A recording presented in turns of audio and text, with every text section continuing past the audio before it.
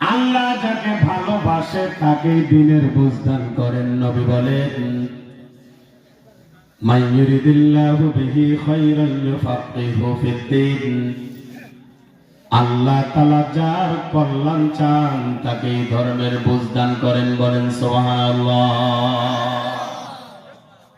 আল্লাহ যার ভালো চান তাকেই কোরআনের বুঝ দান করে, তাকেই হাদিসের বুঝ দান করে, তাকেই কবরের ভয়, আল্লাহর ভয়ের বুঝ দান করে।